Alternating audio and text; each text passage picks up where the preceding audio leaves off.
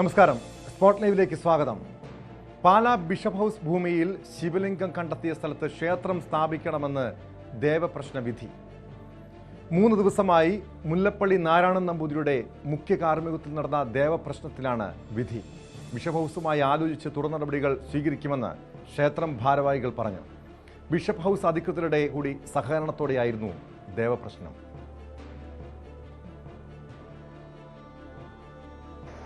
പല വിധത്തിലും ഇന്നിപ്പോൾ ബിംബോപാധികളും ക്ഷേത്ര സങ്കേതങ്ങളൊന്നും പ്രത്യക്ഷത്തിൽ കാണാനില്ലെങ്കിലും ഇപ്പോൾ നമ്മൾ കണ്ടുകിട്ടിയ ഉപാധികൾ ക്ഷേത്രവുമായി പൂർവ്വകാലത്ത് ആരാധിക്കപ്പെട്ട ക്ഷേത്രം നിലനിന്നിരുന്നതിൻ്റെ തെളിവുകളുണ്ട്.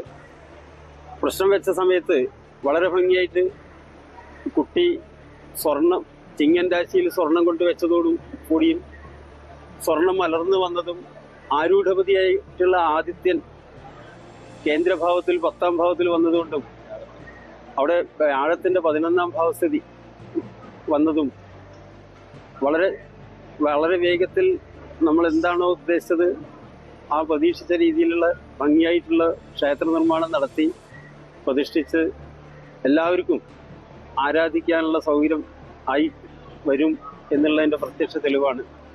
ആരൂഢപതിയുടെ കേന്ദ്രസ്ഥിതി ശിവന്റെ സാന്നിധ്യമാണ്. ശക്തി പഞ്ചാശ്രീ ഭാവത്തിൽ പാർവതി സമേതനായിട്ടുള്ള ഒരു ശിവന്റെ ഭാവം, അതോടൊപ്പം അത് കിഴക്കോട്ട് ദർശനമായിട്ട് ഉള്ള ശ്രീകോവിലാണ്. അതിന്റെ തെക്ക് കിഴക്ക് ഭാഗത്ത് പടിഞ്ഞാട്ട് ദർശനമായിട്ട് ഒരു ഗോശാലകൃഷ്ണൻ. ആ ഗോശാലകൃഷ്ണ പീഠം നമ്മൾ ഈ പ്രശ്നത്തിന് ഇന്നലെ നമുക്കിവിടെ കണ്ടുകിട്ടാനിട വന്നു. ആ പീഠം തന്നെ വെച്ചുകൊണ്ട് പുതിയ ബിംബപീഠം നിർമ്മാണം നടത്തുന്നവരെ ആ പീഠത്തിൽ ആ കൃഷ്ണനെ ആരാധിക്കുക, അതാണ് അതിന്റെ താന്ത്രിക നിയമം. അത് തുടങ്ങിക്കഴിഞ്ഞു.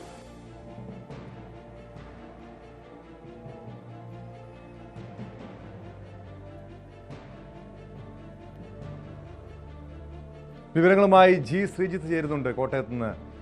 ശ്രീജിത്ത്, ഇത് നൂറ്റാണ്ടുകൾക്ക് മുൻപ്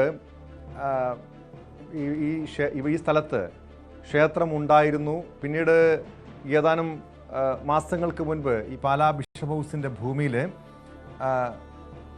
കപ്പ നടാൻ വേണ്ടി, കൃഷി ചെയ്യാൻ വേണ്ടി ഇവിടെ സ്ഥലം കുഴിച്ചപ്പോൾ ഇത്തരമൊരു വിഗ്രഹം കണ്ടെത്തി എന്ന രീതിയിലൊക്കെ വാർത്ത വന്നതാണ്. പക്ഷേ ഇത് ആദ്യഘട്ടത്തിലൊക്കെ ഇത് വലിയ രീതിയിൽ 2 വിഭാഗങ്ങൾ തമ്മിലുള്ള പ്രശ്നങ്ങളിലേക്കൊക്കെ വഴിമാറുമെന്ന രീതിയിൽ അഭ്യൂഹങ്ങളൊക്കെ ഉണ്ടായിരുന്നു. പക്ഷേ പാലാ ബിഷപ്പ് ഹൗസ് ഇതിനോട് സഹകരിക്കുന്നു, ദേവപ്രശ്നത്തിന് വേണ്ടി സഹകരിക്കുന്നു. ഒടുവിൽ ക്ഷേത്ര ഭാരവാഹികൾ മുന്നോട്ട് വന്ന് ഇത് ദേവപ്രശ്നം നടത്തുന്നു.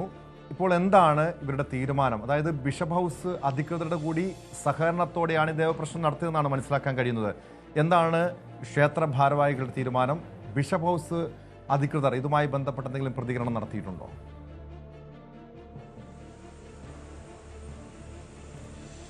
കഴിഞ്ഞ ഫെബ്രുവരിയിലായിരുന്നു ടോമി ചൂണ്ടിക്കാണിച്ച സ്ഥലത്ത് മണ്ണെടുത്തത്. ആ മണ്ണെടുക്കുമ്പോഴാണ് ഈ ശിവലിംഗം ക്ഷേത്രാവശിഷ്ടങ്ങൾ ഉൾപ്പെടെ കണ്ടെത്തിയത്. ഇതിനെ തുടർന്ന് തുടക്കം തന്നെ ബിഷപ്പ് ഹൗസും ഈ ക്ഷേത്രം ഭാരവാഹികളും തമ്മിൽ കൂടിക്കാഴ്ച നടത്തുകയും ആശയവിനിമയം നടത്തുകയും ചെയ്തു. ഇതിന് പിന്നാലെയാണ് പലതരത്തിലുള്ള വാർത്തകൾ പ്രചരിച്ചത്. തങ്ങളുടെ ഭൂമി അല്ല എന്ന് ബിഷപ്പ് ഹൗസ് പറഞ്ഞു, അങ്ങനെ അല്ലെങ്കിൽ ഇത് സമ്മതിക്കില്ല എന്നൊക്കെ സോഷ്യൽ മീഡിയയിൽ വളരെ വ്യാപകമായ കുപ്രചരണങ്ങളും വലിയ രീതിയിലുള്ള പ്രചരണങ്ങളും തെറ്റായ പ്രചരണങ്ങളും ഒക്കെ നടന്നിരുന്നു. പക്ഷേ ഇതിൽ കൈയടിക്കേണ്ടത് ഈ 2 വിഭാഗത്തെയാണ്, പ്രത്യേകിച്ച് ബിഷപ്പ് ഹൗസ് ഒപ്പം തന്നെ ക്ഷേത്രം അധികൃതർ. ഇവർ രണ്ടുപേരും കൂടിയാലോചന നടത്തി ഇതിൽ തങ്ങൾക്കുള്ളിൽ ഇത് തീർക്കാം, ഇതൊരു പ്രശ്നമായി ഉയരാതെ തീർക്കാമെന്ന തീരുമാനമെടുക്കുകയായിരുന്നു. അതിനെ തുടർന്നാണ് എന്ത് ചെയ്യണം, ഇതിൽ ഇനി എന്താണ് വേണ്ടത് എന്ന് ക്ഷേത്രം ഭാരവാഹികളോട് പാലാ ബിഷപ്പ് ഹൗസിൽ നിന്ന് ചോദിക്കുന്നു. അപ്പോൾ സ്വാഭാവികമായിട്ട് ഇങ്ങനെ കണ്ടു കഴിഞ്ഞാൽ പിന്നെ ഒരു ദേവപ്രശ്നമാണ് വെക്കാറുള്ളത് എന്നവർ പറയുന്നു. ശരി, നിങ്ങളുടെ എന്ത് വിധി പ്രകാരമാണെങ്കിലും നിങ്ങൾ മുന്നോട്ട് പോയിക്കോളൂ എന്നവർ പറയുന്നു. തുടർന്നാണ് ഇങ്ങനെ ഒരു ദേവപ്രശ്നത്തിന് തീരുമാനമെടുക്കുന്നത്. ദേവപ്രശ്നത്തിന് തീരുമാനമെടുത്തെങ്കിലും ഏതെങ്കിലും ഒരാളെ കൊണ്ടുവരിക എന്നുള്ളതിനപ്പുറത്തേക്ക് പ്രഗത്ഭരായ കേരളത്തിലെ ദേവപ്രശ്നം നടത്തുന്നവരുടെ ഒരു പട്ടിക തന്നെ എടുക്കുന്നു. ആ പട്ടികയിൽ നിന്ന് നെറുക്കെടുത്താണ് ഈ മുല്ലശ്ശേരി നാരായണൻ നമ്പൂതിരിയെ തെരഞ്ഞെടുക്കുന്നത്. അങ്ങനെയാണ് കഴിഞ്ഞ 3 ദിവസമായി ഈ ഒരു വെള്ളാപ്പാട്ട് ക്ഷേത്രത്തിലും ഒപ്പം തന്നെ ഈ ബിഷപ്പ് ഭൂമിയിലുമായി ഈ ഒരു ദേവപ്രശ്നം നടന്നത്. രാശിപൂജ ഈ ബിഷപ്പ് ഹൗസിന്റെ ഭൂമിയിൽ തന്നെയായിരുന്നു. ബിഷപ്പ് ഹൗസിന്റെ ഉടമസ്ഥതയിലുള്ള ഭൂമിയാണ്. ബിഷപ്പ് ഹൗസിന്റെ പറമ്പ് എന്ന് പറഞ്ഞാൽ ബിഷപ്പ് ഹൗസ് കോമ്പൗണ്ട് എന്നതല്ല, ബിഷപ്പ് ഹൗസിന്റെ ഉടമസ്ഥതയിലുള്ള പാലാ നഗരത്തിലെ ഭൂമിയാണ്. അപ്പോൾ ഇതുമായി ബന്ധപ്പെട്ട് വളരെ മുൻപ് തന്നെ ഇവിടെ ഒരു ക്ഷേത്രം ഉണ്ടായിരുന്നു എന്നൊക്കെ പഴമക്കാർ പറഞ്ഞ് കേട്ടറിവുള്ള പലരും ഉണ്ട്. പക്ഷേ സ്വാഭാവികമായിട്ടും ബിഷപ്പ് ഹൗസ് പൂർണ്ണ മനസ്സോടെ നിങ്ങൾ എന്താണ് ഇതിൽ ചെയ്യേണ്ടത് എന്ന് വെച്ചാൽ ചെയ്തോളൂ എന്ന അഭിപ്രായം പ്രകടിപ്പിക്കുകയും പിന്നീട് ഇരു കൂട്ടരും തീരുമാനിച്ചത് ഇതിലൊരു മാധ്യമ പ്രതികരണമോ അങ്ങനെ എന്തെങ്കിലും ഒരു ചർച്ചകൾക്കോ ഒരു വിവാദങ്ങൾക്കോ പോകില്ല. പകരം ഇതിൽ എന്താണ് ചെയ്യേണ്ടത് അത് ചെയ്ത് ഒരുമിച്ച് ചെയ്ത് തീരുമാനിക്കാം എന്ന നിലയിലേക്ക് എത്തുകയായിരുന്നു. എന്തായാലും ആ രാശിപ്രശ്നം വെച്ച് ദേവപ്രശ്നം നടത്തിയുള്ള വിധിയിലാണ് ഇവിടെ ക്ഷേത്രം സ്ഥാപിക്കണം എന്ന വിധി വന്നിരിക്കുന്നത്.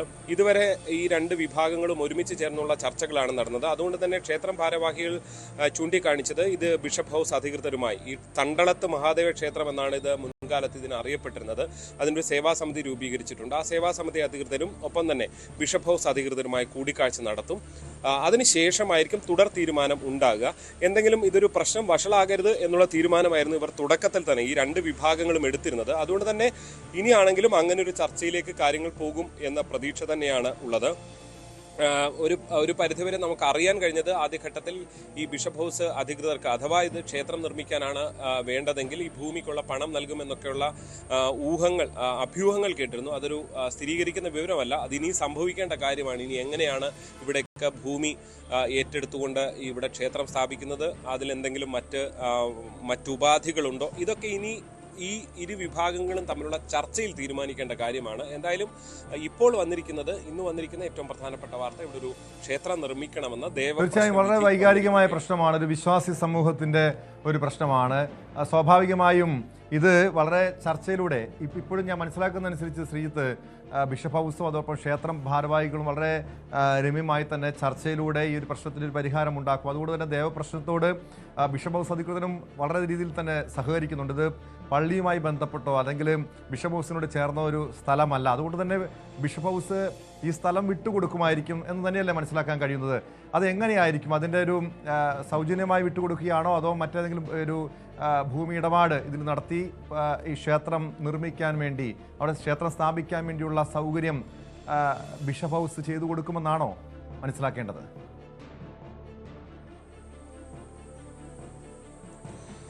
ടോം, ഇത് സ്വാഭാവികമായിട്ടും സംഭവിക്കേണ്ട കാര്യമാണ്. എങ്ങനെ എന്നുള്ളത് അതിൽ നമ്മൾ ഒരു പ്രവചനം നടത്തുക എളുപ്പമല്ല. നമുക്ക് മനസ്സിലാക്കാൻ കഴിഞ്ഞത് ആദ്യഘട്ടത്തിൽ ക്ഷേത്രം ഭാരവാഹികളും ഒക്കെ സംസാരിച്ചപ്പോൾ മനസ്സിലാക്കാൻ കഴിഞ്ഞത് ആവശ്യമെങ്കിൽ പണം നൽകി പണം കൊടുക്കാനടക്കം തയ്യാറാണ്, ഇങ്ങനെ ഒരു സാഹചര്യം ഉണ്ടായാൽ എന്നുള്ളതാണ്. അത് മാസങ്ങൾക്ക് മുൻപാണ്, ഫെബ്രുവരി മാസത്തിലാണ് ഈ സംഭവം ഉണ്ടാകുന്നത്.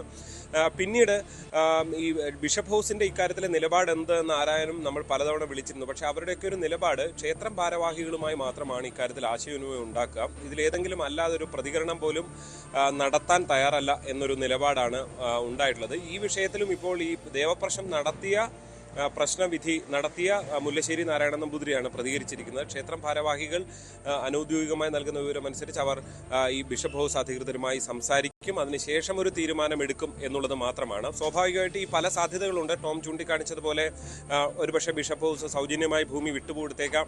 ഇനി അതല്ല, സൗജന്യമായി അങ്ങനെ ഏറ്റെടുക്കുന്നതിനപ്പുറത്തേക്ക് ഇത് ബിഷപ്പ് ഹൗസിന്റെ പ്രത്യേകിച്ച് പാലാ നഗരത്തിലെ പ്രധാനപ്പെട്ട ഒരു സ്ഥലമാണ്. ആ സ്ഥലത്ത് സ്വാഭാവികമായിട്ടും പണം നൽകാം, കാരണം ബിഷപ്പ് ഹൗസിന് ഒരു തരത്തിലും സാമ്പത്തിക നഷ്ടമുണ്ടാകുന്ന സാഹചര്യം ഉണ്ടാകും. ഇങ്ങനെയൊക്കെയുള്ള പല ചിന്തകളും ചർച്ചകളും ഉണ്ടായേക്കാം. എന്തായാലും ഇതിലൊക്കെ ഒരു അന്തിമമായ വ്യക്തത വരാൻ ഇരു വിഭാഗങ്ങളും തമ്മിലുള്ള ചർച്ചയാണ്, കൂടിക്കാഴ്ചയാണ് ഇതിൽ പ്രധാനം. ഇവർ രണ്ടുപേരും എടുത്ത പ്രാഥമികമായ തീരുമാനം ഇതിൽ മറ്റെന്തെങ്കിലും ഒരു തർക്കങ്ങളോ പ്രശ്നങ്ങളോ ഒന്നും ഉണ്ടാകാതെ ഈ പ്രശ്നപരിഹാരം എന്നുള്ളതായിരുന്നു. തുടക്കത്തിൽ വലിയ കുപ്രചരണമായിരുന്നു നടന്നിരുന്നത് എന്നുള്ളതാണ്.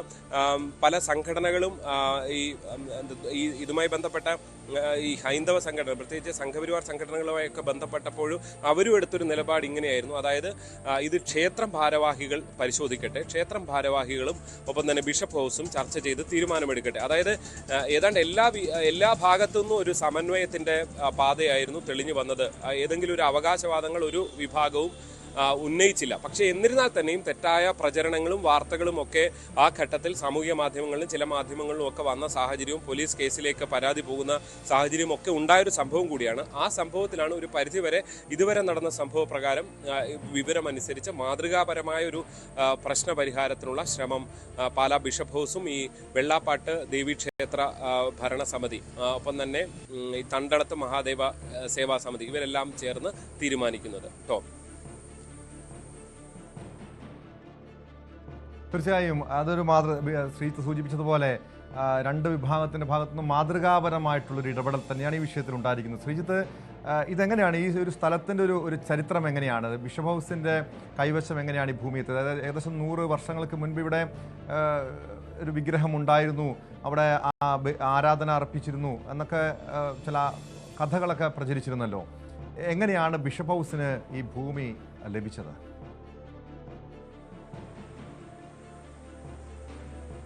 ബിഷപ്പ് ഹൗസ് ഈ ഭൂമി മറ്റൊരു ഉടമയിൽ നിന്ന് വാങ്ങിയതാണ് എന്നാണ് മനസ്സിലാക്കാൻ സാധിക്കുന്നത്. ആ ഉടമയ്ക്ക് കിട്ടുന്നതിന് മുൻപാണ് ഇവിടെ ക്ഷേത്രം ഉണ്ടായിരുന്നത്. പിന്നീട് ഈ ക്ഷേത്രം ഈ പല ക്ഷേത്രങ്ങളും പല നാടുകളിലും വളരെ ചെറിയ ക്ഷേത്രങ്ങളൊക്കെ നിലനിന്നിരുന്ന സ്ഥലങ്ങളുണ്ട്. അതൊക്കെ പ്രത്യേകിച്ച് അന്തിത്തിരിവ് പോലും വെക്കാൻ സാഹചര്യമില്ലാത്ത അക്കാലത്തെ സാമ്പത്തികമായി ബുദ്ധിമുട്ടുള്ള പല ക്ഷേത്രങ്ങളും അങ്ങനെ അന്യാധീനപ്പെടുകയും നശിച്ചു പോവുകയൊക്കെ ചെയ്യുന്നത് നമ്മൾ കണ്ടിട്ടുള്ളതാണ്. അതുപോലെ ഇത് നശിച്ചുപോയി, അന്യാധീനപ്പെട്ടു പോയി എന്നുള്ളതാണ് നമുക്ക് മനസ്സിലാക്കാൻ സാധിക്കും. പക്ഷേ ഇതൊരു കുടുംബക്ഷേത്രമായിരുന്നു എന്നുള്ള സൂചനകളൊക്കെ വരുന്നുണ്ട്. ടോം, ഇതിലൊരു ആധികാരിക രേഖകളോ അങ്ങനെ എന്തെങ്കിലും, അതായത് ഈ ക്ഷേത്രം എങ്ങനെ നിലനിന്നിരുന്നു എന്നുള്ളതിനെ സംബന്ധിച്ച് എന്തെങ്കിലും ഈ കേട്ടുകേൾവികളും നാട്ടിൽ പറയുന്നതുമായിട്ടുള്ള വിവരങ്ങൾ മാത്രമേ ഉള്ളൂ.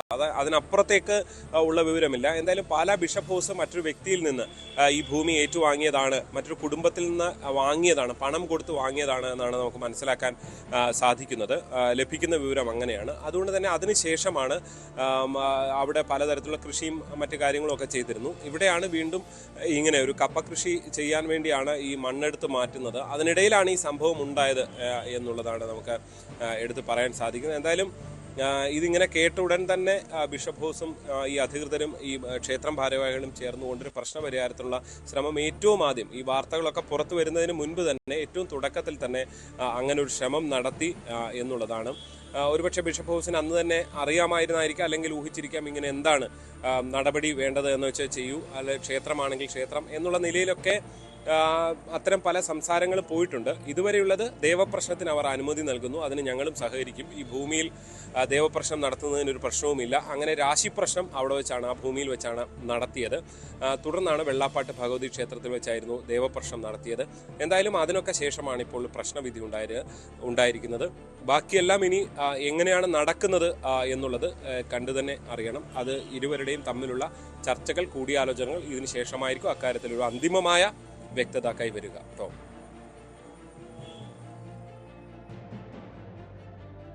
വ്യക്തമാണ്. കോട്ടയത്ത് നിന്ന് ജി ശ്രീജിത്താണ് വിവരങ്ങൾ നൽകിയത്. സ്പോട്ട് ലൈവിനെ പരിശോധിക്കുന്നത് നടൻ ഉണ്ണി മുകുന്ദനെതിരായിട്ടുള്ള പരാതിയും കേസുമായി ബന്ധപ്പെട്ട വാർത്തയാണ്. മാനേജറെ മർദ്ദിച്ചെന്ന കേസിൽ നടൻ ഉണ്ണി മുകുന്ദന്റെ മുൻകൂർ ജാമ്യാപേക്ഷ തീർപ്പാക്കി. എറണാകുളം അഡീഷണൽ സെഷൻസ് കോടതിയാണ് ഹർജി തീർപ്പാക്കിയത്. സ്റ്റേഷൻ ജാമ്യത്തിൽ വിടാവുന്ന കുറ്റങ്ങളാണ് FIR-ൽ ഉള്ളതെന്ന് പ്രോസിക്യൂഷൻ കോടതിയെ അറിയിച്ചു. പരാതിക്കാരൻ ഉണ്ണി മുകുന്ദന്റെ മാനേജറായിരുന്നുവെന്ന് പ്രോസിക്യൂഷൻ ഹാജരാക്കിയ കേസ് ഡയറിയിൽ പറയുന്നു. ജാമ്യം ലഭിക്കാവുന്ന കുറ്റങ്ങളാണ് പ്രതിക്കെതിരെ ഉള്ളതെന്ന് രേഖപ്പെടുത്തിയാണ് കോടതിയുടെ നടപടി. അതിനിടെ വിവാദങ്ങളിൽ പ്രതികരിക്കാൻ നടൻ ഉണ്ണി മുകുന്ദൻ ഇന്ന് വൈകിട്ട് 4:30 കൊച്ചിയിൽ മാധ്യമങ്ങളെ കാണുന്നുണ്ട്. നവമി ദിനേശ് ചേരുന്നു വിവരങ്ങളുമായി. നവമി, കഴിഞ്ഞ ദിവസം തന്നെ ഇതുമായി ബന്ധപ്പെട്ട് ഈ കേസിന് പിന്നാലെ ഉണ്ണി മുകുന്ദനും മാനേജർ വിപിൻ കുമാറും പ്രത്യാരോപണങ്ങളുമായി രംഗത്തെത്തിയിരുന്നു. ഉണ്ണി മുകുന്ദൻ വിശദീകരിച്ചത് താൻ ഇതേ രീതിയിലൊരു മർദ്ദിച്ചിട്ടില്ല. പക്ഷേ CCTV പരിശോധിച്ചപ്പോൾ പോലീസിന് ഇതുമായി ബന്ധപ്പെട്ട ചില നിർണായക വിവരങ്ങളൊക്കെ ലഭിച്ചെങ്കിൽ പോലും ഒരു അറസ്റ്റിലേക്ക് കാര്യങ്ങൾ നീങ്ങില്ല എന്ന് തന്നെയാണ് മനസ്സിലാക്കുന്നത്. എന്താണ് ഇന്ന് കോടതിയിൽ സംഭവിച്ചത് നവമി?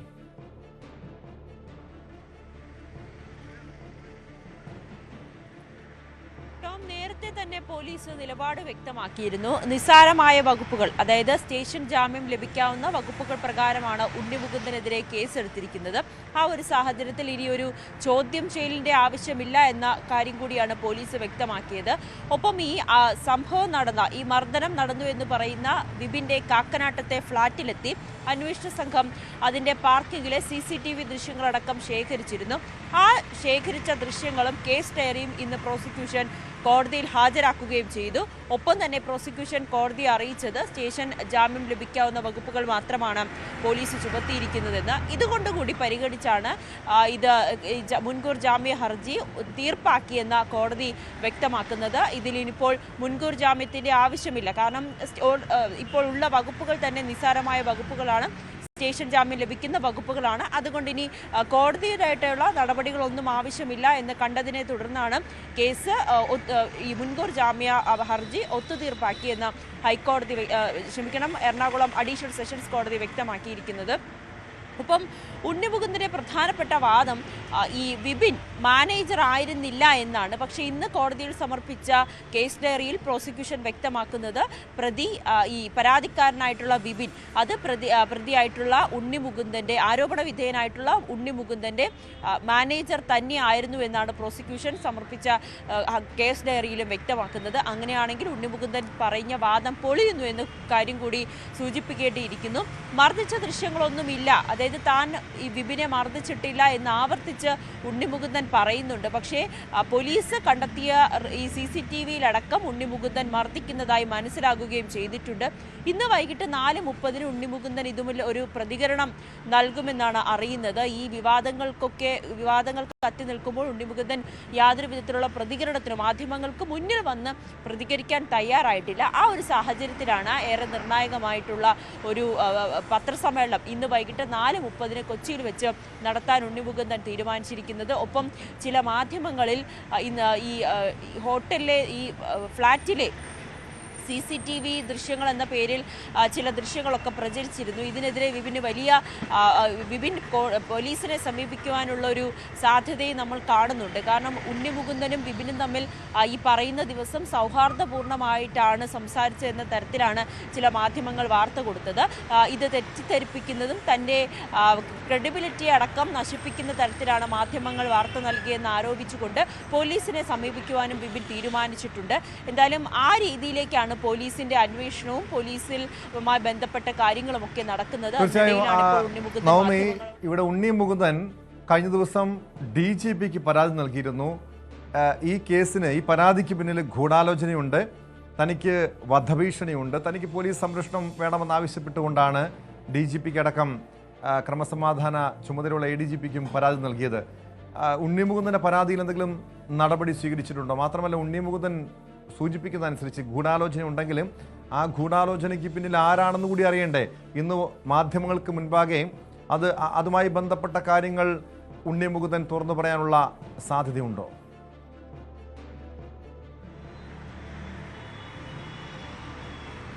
ഈ വിവാദവുമായി ബന്ധപ്പെട്ട് ഒട്ടേറെ കാര്യങ്ങൾ പുറത്തു വരാനിരിക്കുന്നു. വിപിന്റെ ആരോപണം അല്ലെങ്കിൽ ഉണ്ണി മുകുന്ദന്റെ പ്രത്യാരോപണം എന്നതിനപ്പുറത്തേക്ക് ചില കാര്യങ്ങളിൽ വ്യക്തത വരണം.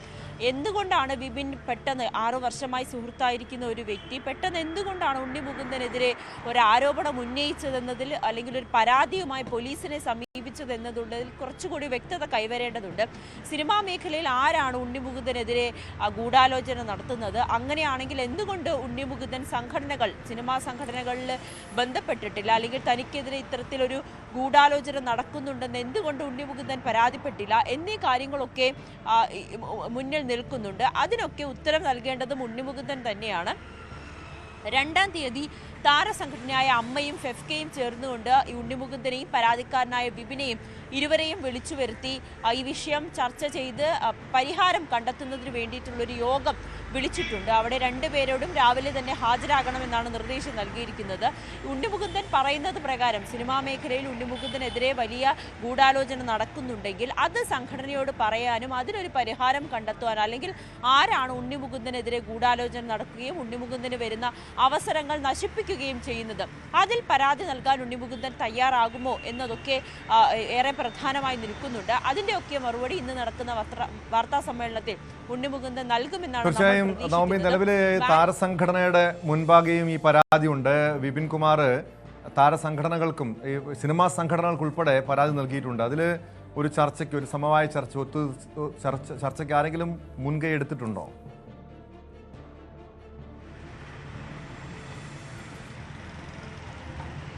ടോം, അതാണ് ഞാൻ നേരത്തെ പറഞ്ഞത്. 2-ാം തീയതി, അതായത് അമ്മ സംഘടനയുടെയും ഫെഫ്കയുടെയും നേതൃത്വത്തിൽ 2-ാം തീയതി അമ്മയുടെ കലൂരിലെ ഓഫീസിൽ വെച്ച് ഒരു യോഗം ചേരുന്നുണ്ട്. അവിടെ ഇരുവരോടും ഹാജരാകാനും ആവശ്യപ്പെട്ടിട്ടുണ്ട്. ഉണ്ണി മുകുന്ദനോടും വിപിനോടും ഹാജരാകാൻ ആവശ്യപ്പെട്ടിട്ടുണ്ട്.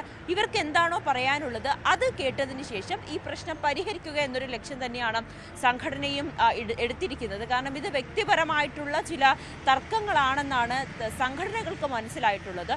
വിപിൻ പരാതി പോലീസിനെ സമീപിച്ചത് മർദ്ദിച്ചത് കൊണ്ട് മാത്രമാണ്. അതിനിടയിൽ കുറച്ച് നാളുകളായി ഇവർക്കിടെ പ്രശ്നങ്ങളുണ്ടായിരുന്നു. അത് പലരോടും പറഞ്ഞും അല്ലെങ്കിൽ പരിഹരിക്കാതെ മുന്നോട്ട് പോകുന്നു. ഒടുവിൽ കയ്യേറ്റം അടക്കമുള്ള കാര്യത്തിലേക്ക് എത്തുമ്പോൾ മാത്രമാണ് വിപിൻ പരാതിയുമായി പോലീസിനെ സമീപിക്കുവാനും തയ്യാറായത്. ഉണ്ണിമുകുന്ദൻ ഉണ്ടാകുന്ന ഫ്രസ്ട്രേഷൻ അത് തീർക്കാനുള്ള വ്യക്തികളല്ല ഉണ്ണിമുകുന്ദന്റെ കൂടെ ജോലി ചെയ്യുന്നതോ സഹപ്രവർത്തകരോ അല്ലെങ്കിൽ സുഹൃത്തുക്കളോ എന്ന നിലപാടാണ് വിപിനുള്ളത്. ആ ഒരു മർദ്ദിച്ചു എന്നതിൽ മാത്രമാണ് വിപിന് പരാതി. മറ്റു കാര്യങ്ങളിലൊക്കെ ഉണ്ണിമുകുന്ദനുമായി സംസാരിച്ച് സംഘടനയോടെ ഇടപെട്ടുകൊണ്ട് തീർക്കാൻ തന്നെയാണ് വിപിനും താല്പര്യപ്പെടുന്നത്. പക്ഷേ ഇനി ഉണ്ണിമുകുന്ദനോടൊപ്പം ജോലി ചെയ്യില്ല എന്ന ഉറച്ച നിലപാടിൽ തന്നെയാണ് വിപിനും നിൽക്കുന്നത്. ടോം,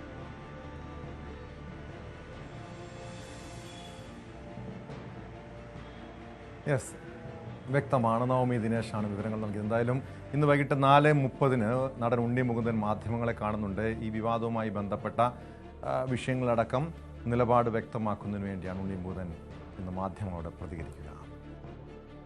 കൊല്ലത്ത് മദ്യലഹരിയിൽ വാഹനമോടിച്ച ആംബുലൻസ് ഡ്രൈവറെ പോലീസ് അറസ്റ്റ് ചെയ്തു. വെഞ്ഞാറമൂട് സ്വദേശിയായ ബോബനാണ് വാഹന പരിശോധനയ്ക്കിടെ പിടിയിലായത്. വൈദ്യപരിശോധനയിൽ ഇയാൾ മദ്യപിച്ചിരുന്നതായി പോലീസ് കണ്ടെത്തി. ആംബുലൻസും പോലീസ് കസ്റ്റഡിയിലെടുത്തു. സംഭവത്തിൽ ചടയമംഗലം പോലീസ് കേസ് രജിസ്റ്റർ ചെയ്തു. വിവരങ്ങളുമായി എസ് വിനീഷ് ചേരുന്നു. വിനീഷ്, ഈ വാഹന പരിശോധന അത് ഇയാൾ മദ്യപിച്ചു എന്ന് മനസ്സിലാക്കിയാണോ പരിശോധന നടത്തിയത്, അതോ സ്വാഭാവികമായി നടത്തിയ ഒരു വാഹന പരിശോധനയിൽ ഈ ആംബുലൻസ് ഡ്രൈവർ കുടുങ്ങുകയായിരുന്നു? ടോം, മദ്യപിച്ച് 108 ആംബുലൻസ് ഓടിച്ച ഡ്രൈവറെയാണ് ചടയമംഗലം പോലീസ് അറസ്റ്റ് ചെയ്തത്. ഇന്ന് വെളുപ്പിന് 1:30 വെഞ്ഞാറമൂട് സ്വദേശിയായ 32 വയസ്സുള്ള ബോവൻ ചടയമംഗലം പോലീസിന്റെ പിടിയിലാവുകയായിരുന്നു. വാഹന പരിശോധനയ്ക്കിടയിൽ സംശയം തോന്നിയ പോലീസ് ആംബുലൻസ് ഡ്രൈവറെ കസ്റ്റഡിയിലെടുത്ത് വൈദ്യപരിശോധന നടത്തുകയും ചെയ്തു. വൈദ്യപരിശോധന നടത്തിയപ്പോഴാണ് ഡ്രൈവർ മദ്യപിച്ചിരുന്നതായി കണ്ടെത്തിയത്. നിലവിലുള്ള 108 ആംബുലൻസ് ആണ് പോലീസ് കസ്റ്റഡിയിലെടുത്തത്. രോഗിയെ ഇറക്കി ഇയാൾ തിരിച്ചു വരികയായിരുന്നു.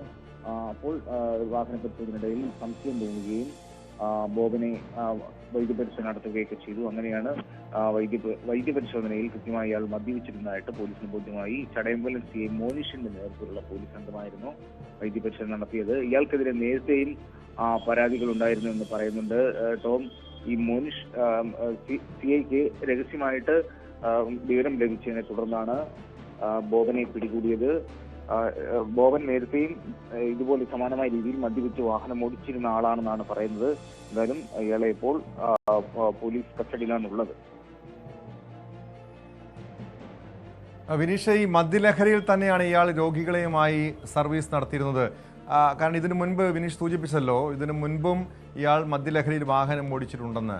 അത് ഈ സർവീസ് കഴിഞ്ഞ് തിരിച്ചു വരുന്ന വഴിക്കാണോ അതോ രോഗികളെയും കൊണ്ട് ഈ മദ്യലഹരിയിൽ തന്നെയാണോ ഇയാൾ യാത്ര ചെയ്യാറുള്ളത്? തീർച്ചയായിട്ടും അത്തരത്തിലുള്ള വിവരമാണ് പോലീസിന് ലഭ്യമായത്. ഇയാൾ മുൻപും മദ്യപിച്ച് വാഹനം ഓടിച്ചിരുന്നു എന്ന് തന്നെയാണ്. അതായത് ഈ രോഗികളെ, അത്യാസന്ന നിലയിലുള്ള രോഗികളെയാണല്ലോ 108 ആംബുലൻസിൽ കൊണ്ടുപോകാറ്. അപ്പോൾ ഇയാൾ ഈ ഡ്യൂട്ടിക്കിടയിൽ തന്നെ ഇങ്ങനെ മദ്യപിക്കുന്ന ഒരു സ്വഭാവമുണ്ട് എന്നാണ്. അപ്പോൾ ഇങ്ങനെയുള്ളൊരു വിവരം പോലീസിന് നേരത്തെ ലഭ്യമായിരുന്നു. അപ്പോൾ ഇയാളെ എങ്ങനെയെങ്കിലും കുടുക്കുവാനുള്ള ലക്ഷ്യം തന്നെയായിരുന്നു പോലീസിൽ നിന്നുണ്ടായത്. അങ്ങനെ വെളുപ്പിനൊരു വാഹന പരിശോധന നടത്തുകയും ചെയ്തു. വാഹന പരിശോധനയിൽ ഇയാൾ ആദ്യം രോഗിയുമായിട്ട് പോകുന്നത് പോലീസിന്റെ ശ്രദ്ധയിൽപ്പെടുകയും ചെയ്തു. അങ്ങനെ രോഗിയെ ഇറക്കിയിട്ട് തിരിച്ച് വന്നപ്പോഴാണ് ഈ ബോബൻ പിടിയിലാകുന്നത്. ബോബൻ മദ്യലഹരിയിലായിരുന്നു എന്ന് തന്നെ പോലീസിന് സൂചന ഉണ്ടായിരുന്നു. വൈദ്യപരിശോധനയിൽ അത് വ്യക്തമാവുകയും ചെയ്തിട്ടുണ്ട്. എന്തായാലും ഇപ്പോൾ അയാൾ ചടയമംഗലം പോലീസ് കസ്റ്റഡിയിൽ തന്നെയുണ്ട് ബോബൻ. ആംബുലൻസും പോലീസ് കസ്റ്റഡിയിൽ എടുത്തിട്ടുണ്ട്. നിലവിലുള്ള ആംബുലൻസ് ആണ് ഇയാൾ ഓടിച്ചിരുന്നത്. വലിയ രീതിയിലുള്ളൊരു കുറ്റം തന്നെയാണ് ഇയാളുടെ ഭാഗത്തു നിന്നും ഉണ്ടായിരിക്കുന്നത്. ബോബൻ ഞാൻ നേരത്തെ സൂചിപ്പിച്ചു, ഇത്തരത്തിലുള്ള അപകടകരമായ രീതിയിൽ തന്നെ വാഹനം ഓടിച്ചു പോയ സാഹചര്യം ഉണ്ടായിട്ടുണ്ട്. രോഗികളെ കൊണ്ട് അപ്പോൾ ഈ ഒരുപാട് പേർ ഫോൺ വിളിച്ചു പറഞ്ഞിട്ടുണ്ടായിരുന്നു. ചടയമംഗലം CA രഹസ്യ വിവരങ്ങൾ ലഭിച്ചിട്ടുണ്ടായിരുന്നു. ഇതിൽ തുടർന്നുള്ള ഒരു പരിശോധന നടത്തി. അപ്പോൾ എന്തായാലും ആ മദ്യലഹരിയിലായ ഇയാളെ പിടികൂടിയിട്ടുണ്ട്. തീർച്ചയായും വിനീഷ്, ഇത് നിരവധി രോഗികളുടെ അടക്കം ഒരു അത്യാസന്ന നിലയിലുള്ള രോഗികളെ ആശുപത്രിയിൽ കൊണ്ടുപോകുന്ന ആംബുലൻസ് ആണ് ഇത്.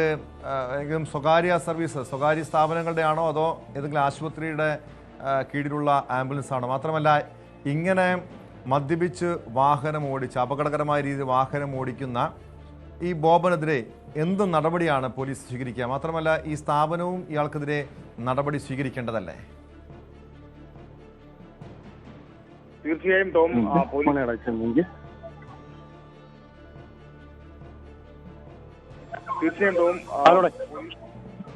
പരിശോധന ആരംഭിച്ചിട്ടുണ്ട്. അതുപോലെ തന്നെ ഇത് ഒരു സ്വകാര്യ വ്യക്തിയുടെ ആംബുലൻസ് ആണെന്നാണ് അറിയാൻ കഴിയുന്നത്. ആംബുലൻസ് ഇപ്പോൾ പോലീസ് കസ്റ്റഡിയിലാണ് ഉള്ളത്. ഇതിന്റെ ഈ ആംബുലൻസിന്റെ ഓണറെ അടക്കം പോലീസ് വിളിപ്പിച്ചിട്ടുണ്ട്. എന്തായാലും ഇനി വാഹന വകുപ്പുമായി ബന്ധപ്പെട്ട് ഇയാളുടെ ലൈസൻസ് റദ്ദാക്കുന്ന തരത്തിലുള്ള നടപടിയിലേക്ക് പോലീസ് നീങ്ങുമെന്നാണ് നമുക്കിപ്പോൾ അറിയാൻ കഴിയുന്നത്. ടോം, പോലീസ് തുടർ നടപടികളിലേക്ക് നീങ്ങുന്നുണ്ട്. എന്തായാലും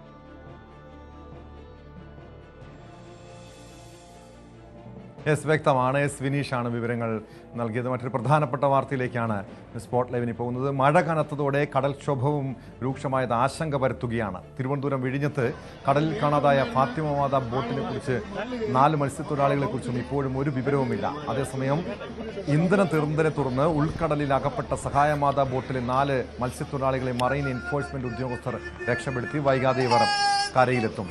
വിവരങ്ങളുമായി ഡാൻ കുര്യൻ ചേരുന്നുണ്ട്. ഡാൻ, ഫാത്തിമ മാത ബോട്ടിനെ കുറിച്ച് 4 മത്സ്യത്തൊഴിലാളികളെ കുറിച്ച് ഒരു വിവരവുമില്ല. വലിയ ആശങ്ക വരുത്തുന്ന ഒരു സംഭവം തന്നെയാണ്. ഇപ്പോൾ മന്ത്രി വി ശിവൻകുട്ടി സ്ഥലത്തെത്തിയിട്ടുണ്ടെന്നാണ് മനസ്സിലാക്കാൻ കഴിയുന്നത്. എന്താണ് ഏറ്റവും പുതിയ വിവരങ്ങൾ? ഈ ബോട്ടിന്, ഈ മത്സ്യത്തൊഴിലാളികൾക്ക് വേണ്ടിയുള്ള തിരച്ചിൽ എങ്ങനെയാണ് നടക്കുന്നത്?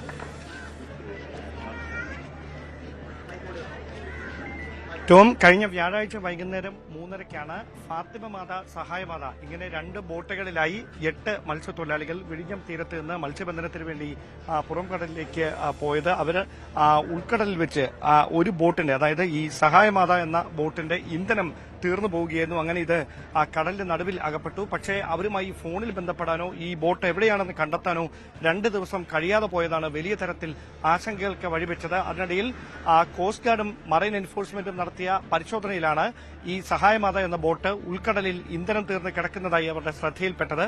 അങ്ങനെ ഉടൻ തന്നെ ഇവിടെ നിന്ന് ഒരു മറൈൻ എൻഫോഴ്സ്മെന്റിന്റെ ബോട്ടിൽ അവർക്കാവശ്യമായ ഭക്ഷണ വസ്തുക്കളും ഇന്ധനവുമായി ഇന്ന് ഏതാണ്ട് ഉച്ചയോടെയാണ് ഈ മറൈൻ എൻഫോഴ്സ്മെന്റിന്റെ ബോട്ട് അവിടെ എത്തി അവർക്ക് ഭക്ഷണം കൈമാറി ഈ ബോട്ടിൽ ഇന്ധനം നിറച്ചത്. അതിനുശേഷം 4 മത്സ്യത്തൊഴിലാളികളുമായി ഏതാണ്ട് ഒരു 1.5 മണിക്കൂറിനകം ഈ 4 മത്സ്യത്തൊഴിലാളികൾ സഹായമാത എന്ന ബോട്ടിൽ തിരികെ വിഴിഞ്ഞത്തേക്ക് എത്തും എന്നാണ് വിവരം. പക്ഷേ ആശങ്കയുളവാക്കുന്ന കാര്യം, ഇപ്പോഴും ഫാത്തിമ മാത എന്ന ബോട്ടിനെ കുറിച്ചോ ആ ബോട്ടിലുണ്ടായിരുന്ന 4 മത്സ്യത്തൊഴിലാളികളെ കുറിച്ചോ ഒരു സൂചനകൾ ലഭിച്ചിട്ടില്ല. കോസ്റ്റ് ഗാർഡിന്റെ 2 ബോട്ടുകൾ, അതോടൊപ്പം തന്നെ മറൈൻ എൻഫോഴ്സ്മെന്റ്, ഇവരെല്ലാവരും വിവിധ പ്രദേശങ്ങൾ കേന്ദ്രീകരിച്ചുകൊണ്ട് 3 ദിവസമായി തുടർച്ചയായി തെരച്ചിൽ നടത്തുന്നുണ്ടെങ്കിലും ഇതുവരെ ഈ ബോട്ട് എവിടെയാണെന്ന് ലൊക്കേറ്റ് ചെയ്യാൻ കഴിഞ്ഞിട്ടില്ല. അതാണ് ആശങ്ക വർദ്ധിപ്പിക്കുന്നത്. ആ ഒരു പശ്ചാത്തലത്തിലാണ് കോസ്റ്റ് ഗാർഡിന്റെ ഹെലികോപ്റ്റർ ഉപയോഗിച്ചുകൊണ്ടുള്ള നിരീക്ഷണം നടത്തണം എന്ന ആവശ്യം മത്സ്യത്തൊഴിലാളികൾ ഉൾപ്പെടെ മുമ്പോട്ട് വെക്കുന്നത്. പക്ഷേ നിലവിൽ പ്രതികൂല കാലാവസ്ഥ നിലനിൽക്കുന്ന പശ്ചാത്തലത്തിൽ രാവിലെ വരെ അതിന് കഴിയില്ല എന്നായിരുന്നു ഉദ്യോഗസ്ഥർ വ്യക്തമാക്കിയത്. പക്ഷേ കഴിഞ്ഞ ഒരു 3-4 മണിക്കൂറായി അനുകൂലമായ കാലാവസ്ഥയാണ്. അതുകൊണ്ട് ഇനി ഹെലികോപ്റ്റർ ഉപയോഗിച്ചുകൊണ്ടുള്ള ഒരു പരിശോധനയ്ക്ക് കോസ്റ്റ് ഗാർഡ് തയ്യാറാകുമോ എന്നതാണ് അറിയാനുള്ളത്. ഇവിടെ പരിശോധനയ്ക്ക് നേതൃത്വം നൽകുന്ന ഇന്ത്യൻ കോസ്റ്റ് ഗാർഡിന്റെ ഒരു ബോട്ടാണ് അവിടെ നിർത്തിയിട്ടിരിക്കുന്നത്. സമാനമായ തരത്തിൽ 2 ബോട്ടുകളാണ് ഉൾക്കടലിൽ ഈ പരിശോധനകൾക്ക് നേതൃത്വം നൽകുന്നത്. ഇപ്പോൾ മന്ത്രി വി ശിവൻകുട്ടി കോട്ടപ്പുറം പള്ളിയിൽ വികാരിയച്ഛൻ ഫാദർ നിക്കോളോസ് ഉൾപ്പെടെയുള്ള പാരിഷ് അധികൃതരുമായും അതോടൊപ്പം തന്നെ ജനപ്രതിനിധികളുമായും ഇവിടുത്തെ കാര്യങ്ങൾ ചോദിച്ച് മനസ്സിലാക്കുകയാണ്. വൈകാതെ തന്നെ ഈ 4 മത്സ്യത്തൊഴിലാളികൾ ഇവിടേക്ക് തിരികെ എത്തുമെങ്കിലും ഈ ഫാത്തിമ മാത ബോട്ട് എവിടെയാണ്, ആ ബോട്ടിലുള്ള 4 മത്സ്യത്തൊഴിലാളികൾക്ക് എന്ത് സംഭവിച്ചു തുടങ്ങിയ കാര്യങ്ങളൊക്കെ ഇപ്പോഴും ആശങ്ക നിലനിൽക്കുന്നു. അതോടൊപ്പം കഴിഞ്ഞ ദിവസം വള്ളം മറിഞ്ഞ് കാണാതായ ഒരു ആൾക്ക് വേണ്ടി സ്റ്റെല്ലാസ് എന്ന ഒരാൾക്ക് വേണ്ടിയുള്ള തിരച്ചിലും നടക്കുന്നുണ്ട്. അതിൽ ഉണ്ടായിരുന്ന മറ്റ് 3 പേർ രക്ഷപ്പെട്ട് നീന്തി കരക്കെത്തിയിരുന്നു. പക്ഷേ ബാക്കി ഒരാൾക്ക് വേണ്ടിയുള്ള സ്റ്റെല്ലാസിന് വേണ്ടിയുള്ള തിരച്ചിലും സമാനമായ തരത്തിൽ വിഴിഞ്ഞം തീരത്ത് പുരോഗമിച്ചുകൊണ്ടിരിക്കുകയാണ്.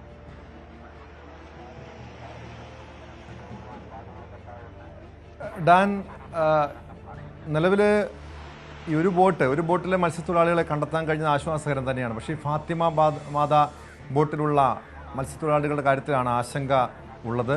കോസ്റ്റ് ഗാർഡ് പരിശോധന നടത്തുന്നുണ്ട്. ഈ കാലാവസ്ഥ പ്രതികൂലമായി നിൽക്കുന്നത് ഈ തിരച്ചിലിനെ, രക്ഷാപ്രവർത്തനത്തേക്ക് ഏതെങ്കിലും രീതിയിൽ ബാധിക്കുന്നുണ്ടോ?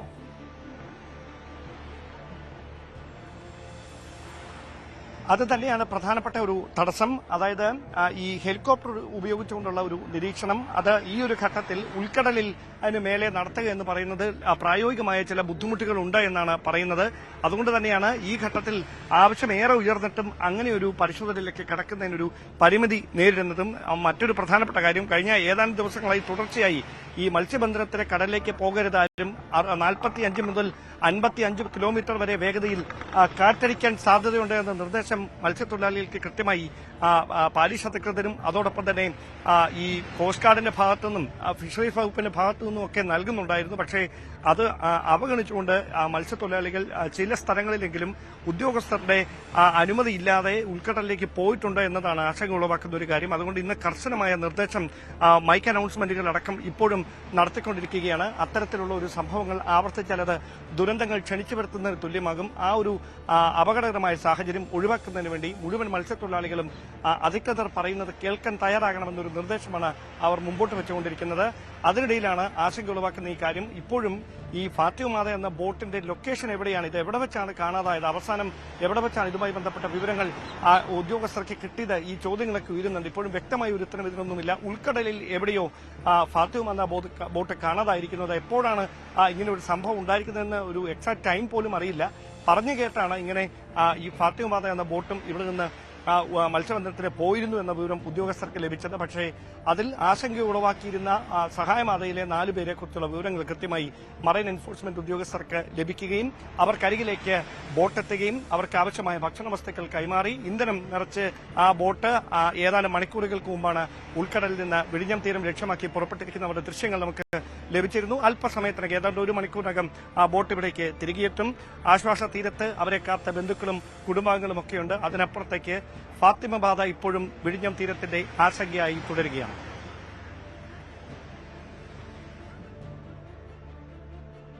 ഡാൻ, ഈ ഫാത്തിമ മാതാ ബോട്ടിലെ മത്സ്യത്തൊഴിലാളികൾ ഉൾക്കടലിൽ പോയി പതിവായി ഇങ്ങനെ മത്സ്യബന്ധനം നടത്തുന്നവരാണ്. ഈ നേരത്തെ സൂചിപ്പിച്ചതുപോലെ ഈ സഹായമാതാ ബോട്ടിന് ഇന്ധനം തീർന്നതാണ് പ്രതിസന്ധി ഉണ്ടാക്കിയത്, അവിടെ ഉൾക്കടലിൽ അകപ്പെട്ടത്.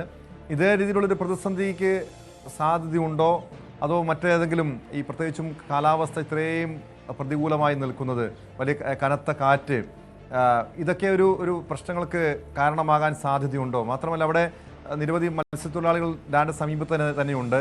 അവർ രക്ഷാപ്രവർത്തനം ഇറങ്ങുന്നുണ്ടോ, അതോ കോസ്റ്റ് ഗാർഡ് മാത്രമാണോ നിലവിൽ തിരച്ചിൽ നടത്തുന്നത്?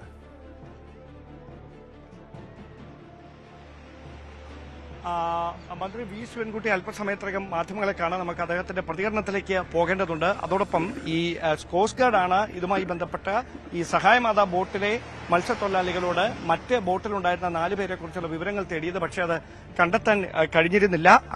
അതായത് അവർക്കരികിലല്ല ഈ ഫാത്തിമ മാതാ ബോട്ടിലുണ്ടായിരുന്ന മത്സ്യത്തൊഴിലാളികൾ ഉണ്ടായിരുന്നത്. ആ ബോട്ട് എവിടെയാണെന്നൊരു കൃത്യമായ വിവരം തങ്ങൾക്കും അറിയില്ല എന്നാണ് സഹായമാതാ ബോട്ടിലെ ഇപ്പോൾ രക്ഷപ്പെട്ട് കരയിലേക്ക് വന്നുകൊണ്ടിരിക്കുന്ന മത്സ്യത്തൊഴിലാളികൾ കോസ്റ്റ് ഗാർഡ് ഉദ്യോഗസ്ഥരെ അറിയിച്ചിരിക്കുന്നത്. അതുകൊണ്ട് അത് തന്നെയാണ് ഇതുമായി ബന്ധപ്പെട്ട ഒരു പ്രധാനപ്പെട്ട ആശങ്ക. അവരെവിടെയെന്ന ചോദ്യത്തിന് ഉത്തരം തേടുകയാണ് പോലീസും കോസ്റ്റ് ഗാർഡും അതോടൊപ്പം തന്നെ മറൈൻ എൻഫോഴ്സ്മെന്റ് ഉദ്യോഗസ്ഥരും ഫിഷറീസ് വകുപ്പും ഒക്കെ ചേർന്ന് അതിൽ കൃത്യമായ ഒരു ഉത്തരം ഇതുവരെ കണ്ടെത്താൻ കഴിഞ്ഞിട്ടില്ല എന്നതാണ് ഈ ഒരു ആശങ്ക വർദ്ധിപ്പിക്കുന്നത്. എന്തായാലും ഈ കൂടുതൽ ഉദ്യോഗസ്ഥർ സ്ഥലത്തെത്തി ഈ പ്രവർത്തനങ്ങൾ ഏകോപിപ്പിക്കുന്നുണ്ട്. ഇപ്പോൾ റച്ചൻ അദ്ദേഹം നമ്മുടെ ഈ ഇതുമായി ബന്ധപ്പെട്ട രക്ഷാദൌത്യങ്ങളിലൊക്കെ ഇടപെടുന്ന ഒരു വ്യക്തി കൂടിയാണ്. എങ്ങനെയാണ് നിലവിൽ നിങ്ങൾക്ക് കിട്ടുന്ന ഒരു അപ്ഡേറ്റ് എന്താണ്? ഒരു വള്ളക്കാരും ഒരു 4 പേര് ഒരു വള്ളത്തിൽ പോയവർ ഇതുവരെ ഒരു അറിവുമില്ല. മറ്റൊരു വള്ളത്തിലെ ആൾക്കാർ വന്നുകൊണ്ടിരിക്കുകയാണ്. അല്ല, ഇത് എപ്പോഴാണ് കാണാതായത് എന്നതിനെ സംബന്ധിച്ച ഒരു സൂചന എന്തെങ്കിലും? ഇന്നലെയാണ് നല്ല കൊടുങ്കാറ്റും മഴയൊക്കെ. ഇന്നലത്തെ കാറ്റിലാണ്. അതെ. മിനിഞ്ഞാന്ന് ഇതേപോലെ തന്നെയാണ് ഒരു വെള്ളത്തിൽ 5 പേര് പോയിരുന്നു. 5 പേരിൽ 3 പേര് ജീവനോട് വരികയും ഒപ്പം ഒരാൾ മരിക്കുകയും ചെയ്തു. മറ്റൊരാളും മിക്സാണ്. അത് മിക്കവാറും പോയി. അതാണ് സ്റ്റെല്ലാസ് അല്ലേ? അതെ അതെ അതെ. അദ്ദേഹം എവിടെ ഏത് സ്വദേശിയാണ്? ഇവിടെ തന്നെ നമ്മുടെ തൊട്ടടുത്ത പുല്ലുള ഭാഗത്തുള്ള. അതെ.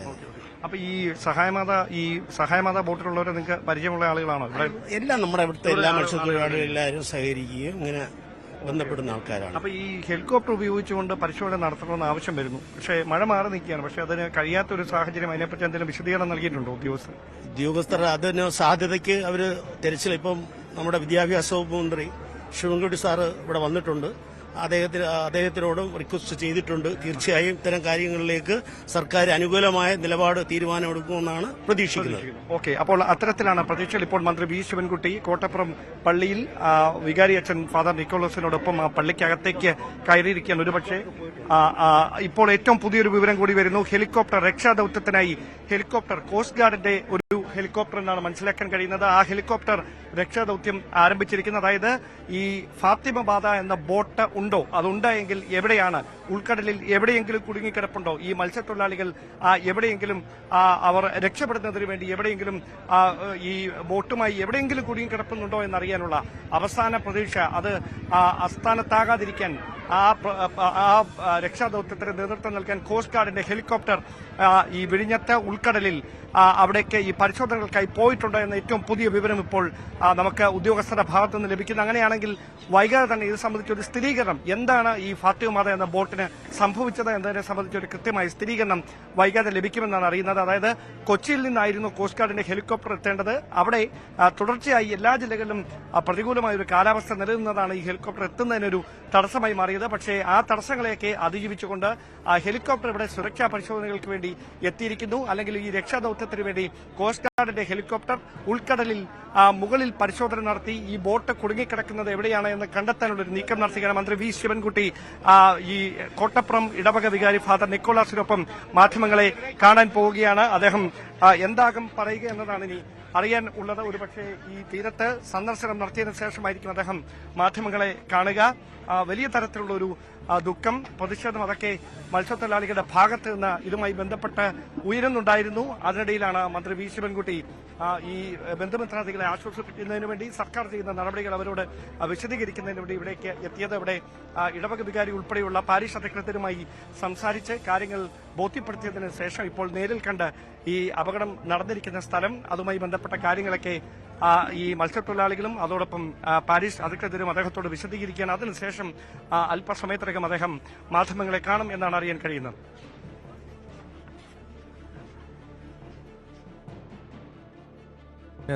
മഴ കനത്തതോടെ വലിയ രീതിയിലുള്ള കടൽക്ഷോഭമുണ്ട്. അതിൻ്റെ ആശങ്കയിലാണ് മത്സ്യത്തൊഴിലാളികൾ. തിരുവനന്തപുരം വിഴിഞ്ഞത്ത് കടലിൽ കാണാതായ ഫാത്തിമ മാത ബോട്ടിനെ കുറിച്ച് 4 മത്സ്യത്തൊഴിലാളികളെക്കുറിച്ചും ഇപ്പോഴും ഒരു വിവരവുമില്ല. അതിൻ്റെ വലിയ ആശങ്ക മത്സ്യത്തൊഴിലാളികൾ അവരുടെ കുടുംബാംഗങ്ങൾ പങ്കുവയ്ക്കുന്നുണ്ട്. മന്ത്രി വി ശിവൻകുട്ടി ഇടവക പള്ളിയിലെത്തി ഈ ആളുകളെ ആശ്വസിപ്പിക്കുന്നുണ്ട്. ഇപ്പോൾ വികാരി അച്ഛനുമായി കൂടിക്കാഴ്ച നടത്തുന്നു. പരമാവധി സർക്കാരിൻ്റെ ഭാഗത്തു നിന്ന് എല്ലാവിധ പിന്തുണയും വാഗ്ദാനം ചെയ്തിട്ടുണ്ട്. കോസ്റ്റ് ഗാർഡ് സ്ഥലത്ത് തിരച്ചിൽ നടത്തുന്നു. എന്നാൽ സഹായമാതാ ബോട്ടിലെ 4 മത്സ്യത്തൊഴിലാളികളെയും കണ്ടെത്താൻ കഴിഞ്ഞത്, രക്ഷപ്പെടുത്താൻ കഴിഞ്ഞത് ആശ്വാസകരം തന്നെയാണ്. ഡാൻ കുര്യനിലേക്ക് ഒരിക്കൽ കൂടി. ഡാൻ, ഇത് ഇപ്പോൾ മഴ പൂർണ്ണമായും മാറി നിൽക്കുന്ന ഒരു പരിധിവരെ ആശ്വാസകരമാണ്. പക്ഷേ ഇപ്പോഴും മത്സ്യബന്ധനത്തിന് അവിടെ വിലക്കുണ്ടോ?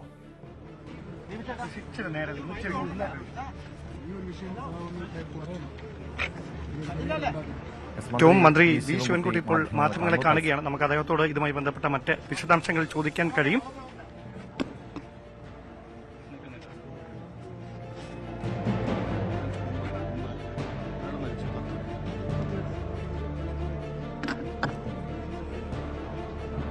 ഉണ്ടായ അപകടത്തെ സംബന്ധിച്ചിടത്തോളം നിങ്ങളെല്ലാം അറിഞ്ഞിരിക്കും. 9 പേർ കാണാതായി. അതിൽ 4 പേരെയാണ് ഇപ്പോൾ തിരിച്ചു കിട്ടിയിട്ടുള്ളത്. 5 പേരെ കിട്ടാനുള്ളൂ. അതിനുവേണ്ടിയുള്ള തിരച്ചിൽ എല്ലാ സാധ്യതകളും ഉപയോഗിച്ചുകൊണ്ട് നടത്തിക്കൊണ്ടിരിക്കുകയാണ്. വിമാനം, അതുപോലെ തന്നെ കോസ്റ്റ് ഗാർഡ്, നേവി തുടങ്ങിയ എല്ലാ ഡിപ്പാർട്ട്മെന്റുകളും വളരെ സജീവമായി തന്നെ ഇതിൽ ഇടപെട്ടുകൊണ്ടിരിക്കുകയാണ്. ഏതെങ്കിലും നിലയിൽ അവരെയും കൂടെ തിരിച്ച് കിട്ടുന്നതിന് വേണ്ടിയുള്ള പരിശ്രമം നടത്തിക്കൊണ്ടിരിക്കുകയാണ്. ഇതുമായി ബന്ധപ്പെട്ട ഒന്ന് രണ്ട് കാര്യങ്ങൾ പറഞ്ഞിട്ടുണ്ട്. ഒന്ന്, ഇവിടെ മുതലപ്പുഴി പോലെ മണ്ണ് വന്നടിഞ്ഞ് ഇവിടെ ബോട്ട് സഞ്ചാരത്തിൽ തടസ്സമുണ്ടാവണമെന്നുള്ള നിലയിൽ പറഞ്ഞിട്ടുണ്ട്. അതിന് ഡ്രഡ്ജിങ് ആവശ്യമാണ്. അതുപോലെ തന്നെ ആംബുലൻസ്, കടലിൽ ഉപയോഗിക്കാൻ കഴിയുന്ന ആംബുലൻസ്, ഇപ്പോൾ ഒരു ആംബുലൻസ് ഉണ്ട്, അത് സ്പീഡ് കുറവാണ്, വർക്കിംഗും അല്ല, അത്ര നല്ല നിലയിൽ വർക്ക് ചെയ്യുന്നില്ല. ഈ രണ്ട് പ്രശ്നം പറഞ്ഞിട്ടുണ്ട്. ഈ രണ്ട് പ്രശ്നവും ഗവൺമെന്റ് പരിഗണിക്കും. ഡ്രഡ്ജിങ് ചെയ്യാനുള്ള സാധ്യത സംബന്ധിച്ചിടത്തോളം അതിന്റെ സാങ്കേതിക വിദഗ്ധന്മാരായിട്ട് ആലോചിച്ചുകൊണ്ട് ഒരു തീരുമാനമെടുക്കും. ആംബുലൻസിനെ സംബന്ധിച്ചിടത്തോളം അവരുടെ ഡിപ്പാർട്ട്മെന്റോ അല്ലെങ്കിൽ മറ്റേതെങ്കിലും തരത്തിലോ അവർക്കത് ഏർപ്പാട് ചെയ്ത് കൊടുക്കുന്നതിനെ സംബന്ധിച്ചിടത്തോളം ഗവൺമെന്റ് പരിഗണിക്കുന്നതാണ്. ഈ ജാഗ്രതാ നിർദ്ദേശം മറികടന്നുകൊണ്ട് മത്സ്യബന്ധനത്തിന് പോകുന്നത് തടയാൻ പരിശോധന എന്തെങ്കിലും ശക്തമാക്കുമോ തീർത്തും? നമ്മളെ ജാഗ്രതാ നിർദ്ദേശമെല്ലാം കൊടുത്തു കഴിഞ്ഞാലും അവരുടെ അത് നിയമപരമായ ശരി തന്നെയാണ്. അവരുടെ പട്ടിണിയും പ്രയാസവും ബുദ്ധിമുട്ടുകൊണ്ട് അവർ മരണത്തെ പോലും തൃണവൽക്കരിച്ചുകൊണ്ട് ഇത്തരം ജോലിക്ക് പോകുന്ന ഒരു സ്ഥിതിയാണ് മുമ്പുള്ളത്, ഇപ്പോഴും ഉള്ളത്. അത് നമ്മൾ ഈ അവസരത്തിൽ ചർച്ച ചെയ്യേണ്ട വിഷയമല്ല.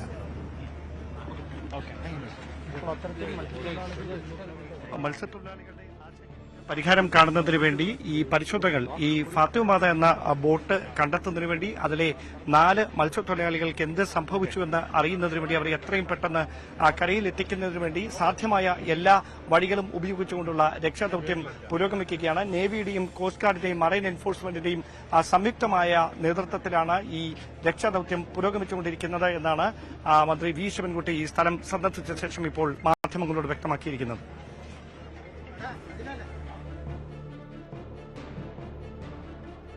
യെസ്, ഡാൻ കുര്യനാണ് വിവരങ്ങൾ നൽകിയത്. മന്ത്രി ബി ശിവൻകുട്ടി മാധ്യമങ്ങളെ കാണുകയായിരുന്നു. ഈ വിഴിഞ്ഞത്ത് ഈ മത്സ്യത്തൊഴിലാളികളെ കാണാതായ സ്ഥലം സന്ദർശിച്ച ശേഷമാണ് ഇപ്പോൾ കാര്യങ്ങൾ വിശദീകരിച്ചത്. എന്തായാലും കോസ്റ്റ് ഗാർഡിൻ്റെ നേതൃത്വത്തിൽ രക്ഷാപ്രവർത്തനം പുരോഗമിക്കുകയാണ്. മലപ്പുറത്ത് സുഹൃത്തിൻ്റെ വീട്ടുമുറ്റത്ത് നിർത്തിയിട്ട കാറിനകത്ത് യുവാവ് മരിച്ച നിലയിൽ. കുറ്റിപ്പുറം ആലുക്കൽ ജാഫറാണ് മരിച്ചത്. സുഹൃത്ത് അഷ്റഫിൻ്റെ കാറിനകത്താണ് മൃതദേഹം കണ്ടെത്തിയത്. രാത്രി ഇരുവരും ഭക്ഷണം കഴിക്കാനായി പുറത്തുപോയി മടങ്ങിയെത്തിയ ശേഷം രാവിലെയാണ് ജാഫറിനെ മരിച്ച നിലയിൽ കണ്ടെത്തിയത്. രാത്രി ഇരുവരും മദ്യപിച്ചിരുന്നതായി അഷ്റഫ് പോലീസിന് മൊഴി നൽകിയിട്ടുണ്ട്. ഹൃദയാഘാതമാകാം മരണകാരണമെന്ന് സംശയമുണ്ട്. മൃതദേഹം ഇൻക്വസ്റ്റ് നടപടികൾക്ക് ശേഷം പോസ്റ്റ്മോർട്ടത്തിനായി മാറ്റി. വി കെ ജിഷാദ് ചേരുന്നു വിവരങ്ങളുമായി. ജിഷാദ്, അസ്വാഭാവികമായ മരണമാണ്. പ്രത്യേകിച്ചൊരു സുഹൃത്തിൻ്റെ വീട്ടുമുറ്റത്ത് സുഹൃത്തിൻ്റെ കാറിൽ യുവാവിനെ മരിച്ച നിലയിൽ കണ്ടെത്തുന്നു. എന്താണ് പോലീസ് പറയുന്നത്? പ്രത്യേകിച്ചും ഈ ഇരുവരും, ഈ സുഹൃത്തും മരിച്ച ജാഫറും ഒന്നിച്ചിരുന്ന് മദ്യപിച്ചിരുന്നു എന്ന് പറയുന്നുണ്ട്. ഹൃദയാഘാതമാകാം മരണകാരണമെന്ന് പറഞ്ഞു. പോസ്റ്റ്മോർട്ടം റിപ്പോർട്ട് ലഭിക്കുന്നതുവരെയും ഇക്കാര്യത്തിൽ ഏതെങ്കിലും രീതിയിലുള്ള ദുരൂഹത പോലീസ് കരുതുന്നുണ്ടോ, സംശയിക്കുന്നുണ്ടോ? കുറ്റിപ്പുറം മല്ലൂർക്കാടിനടുത്ത് വീട്ടിലാണ് സുഹൃത്ത് അഷ്റഫിന്റെ വീട്ടിൽ ഒരു മൃതദേഹം രാവിലെ കാണുന്നത്. മരിച്ച ആലുക്കൽ ജാഫർ ആയിരുന്നു. ഇന്നലെ രാത്രി ഇരുവരും ഭക്ഷണം കഴിക്കാനായി പുറത്തു പോയായിരുന്നു. ശേഷം ഇന്നലെ നന്നായി മഴ പെയ്തുന്ന സാഹചര്യമുണ്ട്. രണ്ടുപേരും നന്നായി മദ്യവെച്ചതായി പോലീസിന് ഈ അഷ്റഫ് മൊഴി നൽകിയിട്ടുണ്ട്. തുടർന്ന് ഇവര് രണ്ടുപേരും പുറത്തുപോയി വന്ന ശേഷം അഷ്റഫ് വീട്ടിലേക്ക് കയറിപ്പോയി. ഈ ജാഫർ വാഹനത്തിൽ തന്നെ ഇരുന്നു. മഴ മാറിയ ശേഷം പോവാമെന്ന് അഷ്റഫിന്റെ അടുത്ത് പറഞ്ഞതായി ഈ മൊഴിയിൽ പറയുന്നുണ്ട്. അതുപോലെ തന്നെ ഈ പിറ്റേ ദിവസം രാവിലെ ഈ അഷ്റഫ് നീച്ചു വരുന്ന സമയം ജാഫർ കാറിനുള്ളിൽ ഇരിക്കുന്ന പോലെ തോന്നി. തുടർന്ന് ജാഫറിനെ വിളിക്കാൻ ചെന്നപ്പോൾ അഷ്റഫ് മരിച്ച നിലയിൽ കാണുകയായിരുന്നു. തുടർന്ന് ഈ കുറ്റിപ്പുറം പോലീസിനെ വിവരം അറിയിക്കുകയായിരുന്നു. തുടർന്ന് കുറ്റിപ്പുറം പോലീസും ട്രോമാ കെയർ പ്രവർത്തകരും സ്ഥലത്തെത്തി. ഇപ്പോൾ ഇൻക്വസ്റ്റ് നടപടിക്ക് ശേഷം ഈ ജാഫറിന്റെ മൃതദേഹം തിരൂരിലേക്ക് മാറ്റിയിട്ടുണ്ട് പോസ്റ്റ്മോർട്ടത്തിനായി.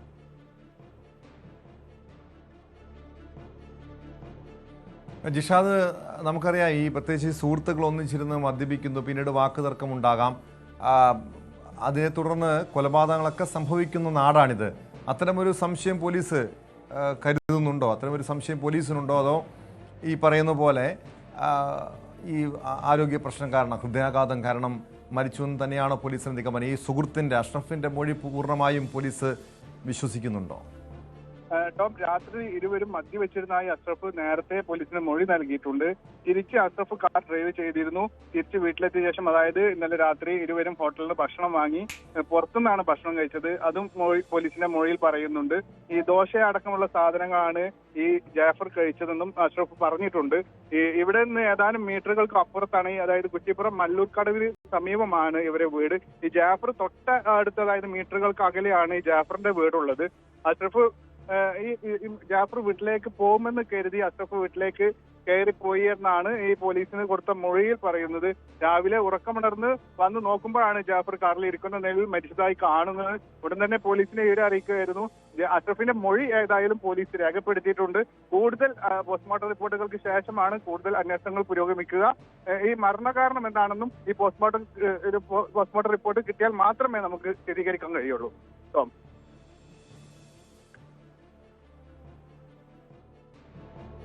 യെസ്, വ്യക്തമാണ്. വി കെ ജിഷാദാണ് വിവരങ്ങൾ നൽകിയത്. മലപ്പുറം കുറ്റിപ്പുറം സ്വദേശിയാണ് ജാഫറാണ് മരിച്ചത്. സംഭവത്തിൽ പോലീസ് അസ്വാഭാവിക മരണത്തിന് കേസെടുത്തിട്ടുണ്ട്. പോസ്റ്റ്മോർട്ടം റിപ്പോർട്ട് ലഭിച്ച ശേഷം ഇക്കാര്യത്തിൽ ഒരു വ്യക്തത ഉണ്ടാകുമെന്നാണ് പോലീസ് നൽകുന്ന വിവരം. പഹൽഗാം ഭീകരാക്രമണത്തിൽ ഇന്ത്യക്കെതിരെ നിലപാടെടുത്ത പാക് ക്രിക്കറ്റ് താരം ഷാഹിദ് അഫ്രീദിക്ക് മലയാളി സംഘടന ദുബായിൽ സ്വീകരണമൊരുക്കിയതിനെ ചൊല്ലി വിവാദം. അഫ്രീദിയെ പരിപാടിയിൽ പങ്കെടുപ്പിച്ചതിൽ സമൂഹ മാധ്യമങ്ങളിൽ വിമർശനം ശക്തമാണ്. ഇക്കഴിഞ്ഞ 25-ാം തീയതിയാണ് ഓർമ്മച്ചുവടുകൾ എന്ന പേരിൽ Cochin university BTech alumni association ദുബായിൽ പരിപാടി സംഘടിപ്പിച്ചത്. ഈ പരിപാടിയിൽ പാക് മുൻ ക്രിക്കറ്റ് താരങ്ങളായ ഷാഹിദ് അഫ്രീദിയും ഉമർ ഗുല്ലും പങ്കെടുത്താണ് വിവാദമായത്. ഷാഹിദ് അഫ്രീദിയെ വേദിയിലേക്ക് ആനയിക്കുന്നതും സദസ്സിനെ അഭിസംബോധന ചെയ്യുന്നതും ദൃശ്യങ്ങളിലുണ്ട്.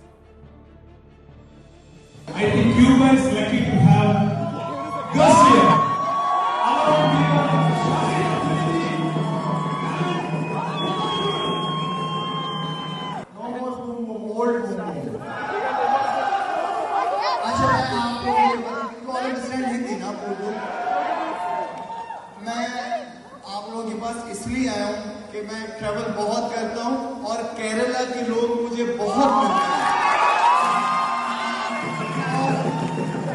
Honestly, from bottom of my heart, I respect them a lot because इतने प्यार से, इतने इज्जत से मिलते हैं, इतना प्यार करते हैं.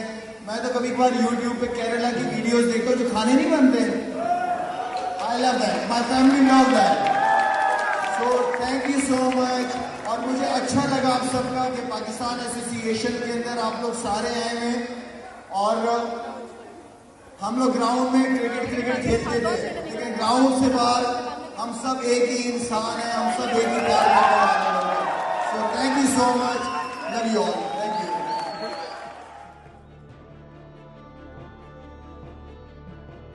അതേസമയം മറ്റൊരു പരിപാടിക്ക് വന്ന അഫ്രീദി ക്ഷണിക്കാതെ ചടങ്ങിലേക്ക് വരികയായിരുന്നുവെന്നാണ് സംഘാടകരുടെ വിശദീകരണം. ആയിഷത്തുൽ ഷംന ചേരുന്നുണ്ട് വിവരങ്ങളുമായി. ഷംന, ഒരു ക്രിക്കറ്റ് മത്സരം നടക്കുമ്പോൾ പോലും ഇന്ത്യയുടെ ചിരവൈരികളാണ് പാകിസ്ഥാൻ എന്ന് ഓരോ ഇന്ത്യക്കാർക്കും അറിയാം, പ്രത്യേകിച്ചും രാജ്യസ്നേഹികളായിട്ടുള്ള എല്ലാവർക്കും അറിയാം. പക്ഷേ ഇവിടെ ഒരു യുദ്ധസമാനമായ സാഹചര്യം നിലനിൽക്കുന്നപ്പോൾ ഇന്ത്യക്കെതിരെ നിലപാടെടുത്ത പാകിസ്ഥാൻ്റെ ഒരു ക്രിക്കറ്റ് താരത്തിന് മലയാളി സംഘടന സ്വീകരണം നൽകുന്നു. അദ്ദേഹത്തെ വേദിയിലേക്ക് വളരെ ക്ഷണിച്ചുകൊണ്ട് വരുന്നു. അതിൻ്റെ ദൃശ്യങ്ങൾ പിന്നീട് പുറത്തു വരുന്നു. എത്രയൊക്കെ ന്യായീകരിച്ചാലും വിശദീകരണം നൽകിയാലും ഇത് ഗുരുതരമായിട്ടുള്ളൊരു വീഴ്ച തന്നെയാണ്. പൊതുവെ സമൂഹ മാധ്യമങ്ങളടക്കം വലിയ രീതിയിൽ വിമർശനമൊക്കെ ഈ മലയാളി സംഘടനകളുടെ ഈ നടപടിക്കെതിരെ ഉയരുന്നുണ്ടല്ലോ. എന്താണ് ഈ വിദേശത്ത് നടന്ന ഈ പരിപാടിയിൽ ഉണ്ടായ സംഭവം എന്താണ്? ഇതിലെന്താണ് സംഘാടകർ വിശദീകരണം നൽകുന്നത്? ടോം, കഴിഞ്ഞ 25-ാം തീയതിയായിരുന്നു കൊച്ചിൻ യൂണിവേഴ്സിറ്റി ബിടെക് അലുമിനി ഇത്തരമൊരു പരിപാടി സംഘടിപ്പിച്ചത്. അത് ദുബൈയിലെ പാകിസ്ഥാൻ അസോസിയേഷൻ ദുബായ് വേദിയിൽ വെച്ചായിരുന്നു പരിപാടി ഉണ്ടായിരുന്നത്. ഈ ദൃശ്യങ്ങൾ പുറത്തു വന്നതിന് പിന്നാലെ വ്യാപക വിമർശനമാണ് സോഷ്യൽ മീഡിയയിൽ അടക്കം ഈ സംഘടനയ്ക്കെതിരെയും ഉയരുന്നത്. അതോടുകൂടിയാണ് ഈ സംഘടന നേതാക്കൾ തന്നെ ഇപ്പോൾ വിശദീകരണവുമായി രംഗത്തെത്തിയിരിക്കുന്നത്. എന്തായാലും ഈ സംഘർഷാവസ്ഥ നിലനിൽക്കുന്ന സമയത്ത് ഈ ഇന്ത്യയെ വിമർശിച്ച് രംഗത്തെത്തിയ ഒരു പാക് ക്രിക്കറ്റ് താരത്തിന് ഇത്രയധികം സ്വീകരണം നൽകണമായിരുന്നോ എന്ന വിമർശനമാണ് ഉയരുന്നത്. ഒപ്പം തന്നെ പാകിസ്ഥാൻ ക്രിക്കറ്റ് താരം അതാണ് എടുത്തു പറയുന്നതും. പാകിസ്ഥാൻ ക്രിക്കറ്റ് താരത്തെ വേദിയിലേക്ക് വിളിച്ചു വരുത്തി അത് വളരെയധികം ആഘോഷമാക്കുന്ന ദൃശ്യങ്ങളാണ് പുറത്തു വന്നത്. വളരെ ആർപ്പുവിളികളും ഒക്കെ ആ ദൃശ്യങ്ങളിൽ നിന്ന് വ്യക്തമായി കാണാൻ സാധിക്കും. ഇതാണ് വിമർശനത്തിന് ഇടയാക്കിയത്. ഇതോടെയാണ് ഇപ്പോൾ ഈ സംഘടനക്കാർ തന്നെ ഇതിൽ വിശദീകരണവുമായി എത്തിയിരിക്കുന്നത്. അതായത് യുദ്ധം തുടങ്ങുന്നതിന് മുൻപ് തന്നെ ഈ ഓഡിറ്റോറിയം, അതായത് ഈ പാക് അസോസിയേഷൻ ദുബായിലെ ഈ ഹാള് ബുക്ക് ചെയ്തിരുന്നു. അത് പിന്നീട് യുദ്ധം തുടർന്നു. പിന്നീട് ആ സംഘർഷാവസ്ഥ നിലനിൽക്കുന്ന സാഹചര്യത്തിലൊന്നും മറ്റ് സ്ഥലങ്ങളോ മറ്റ് വേദികളോ ഒന്നും പരിപാടിക്കായി കിട്ടിയിരുന്നില്ല. ഇതോടെയാണ് അതേ വേദിയിൽ തന്നെ പരിപാടി സംഘടിപ്പിക്കാൻ തീരുമാനിച്ചത്. എന്നാൽ താരം അഫ്രീദി എത്തിയത് ആ പരിപാടിക്കായിരുന്നില്ല. അതായത് ഈ കൊച്ചിൻ അലുമിനി അസോസിയേഷൻ സംഘടിപ്പിച്ച പരിപാടിക്കായിരുന്നില്ല അഫ്രീദി എത്തിയിരുന്നത്, മറിച്ച് അതേ ഹാളിൽ നടന്ന മറ്റൊരു പരിപാടിക്കായിരുന്നു. ഇതിനിടെ തങ്ങൾ ക്ഷണിക്കാതെ തന്നെ ഈ താരം അഫ്രീദി ഈ വേദിയിലേക്ക് കടന്നു വരികയായിരുന്നു എന്നാണ് ഇപ്പോൾ സംഘടനക്കാർ വിശദീകരിക്കുന്നത്.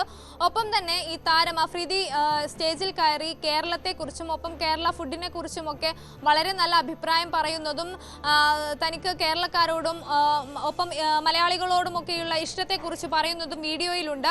ഇതൊന്നും തങ്ങളുടെ നിർബന്ധപ്രകാരമായിരുന്നില്ല. അഫ്രീദി സ്വയം ഇഷ്ടത്തിന് കയറി വരികയായിരുന്നു, തങ്ങൾ ക്ഷണിച്ചുകൊണ്ടല്ല വന്നത് എന്നതാണ് ഇപ്പോൾ സംഘടന വിശദീകരിക്കുന്നത്. ഒപ്പം തന്നെ പെട്ടെന്നുണ്ടായ ആ ഒരു നിമിഷത്തിൽ നിയന്ത്രിക്കാൻ കഴിഞ്ഞില്ല എന്നതാണ് വിശദീകരണം. പക്ഷേ വ്യാപക വിമർശനമാണ് ഉയരുന്നത്. കാരണം പാകിസ്ഥാൻ അസോസിയേഷൻ വേദി തന്നെ ഇത്തരം ഒരു പരിപാടിക്കായി മലയാളി സംഘടന തെരഞ്ഞെടുക്കുന്നു. ഒപ്പം പാക് ക്രിക്കറ്റ് താരത്തെ, അതും ഇന്ത്യയെ വിമർശിച്ച ഈ യുദ്ധസമയത്ത് ഇന്ത്യയെ വിമർശിച്ച് രംഗത്തെത്തിയ ഒരു പാക് ക്രിക്കറ്റ് താരത്തെ വേദിയിലേക്ക് കൊണ്ടുവരുന്നു. ആർപ്പുവിളികളോടെ ആഘോഷത്തോടെ ആ പരിപാടി സംഘടിപ്പിക്കുന്നു എന്നതാണ് വിമർശനത്തിന് ഇടയാക്കുന്നത്. ടോം,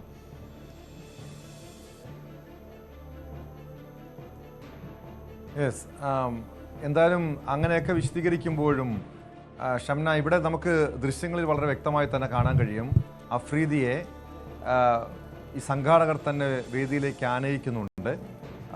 അവരുടെ ഈ അഫ്രീദിയുടെ വാക്കുകളെ വളരെ ആവേശത്തോടു കൂടി എതിരേൽക്കുന്നുണ്ട്.